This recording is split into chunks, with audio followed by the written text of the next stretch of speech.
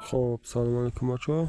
در این نوارمون درباره باتمون صحبت میکنیم. اینا چقدر که سلکش میبینین در تلگرام طبیعت تکنولوژی بات هم در وارد میشین، تگماچه استارت زیر میکنین.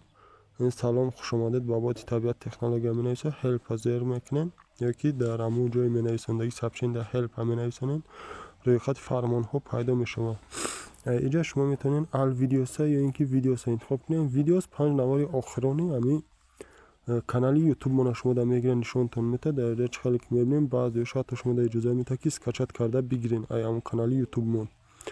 خب دوامش میتونین وقتی که شما ال ویدیوس زیر میکنین اینجا در روی خط نوارهایی که یعنی ویدیویی که آپشنی که در همون تلگرام کانال ما داریم نام همشه و ترتیب رقم همشه نویسنده پر را شما در نشون میده.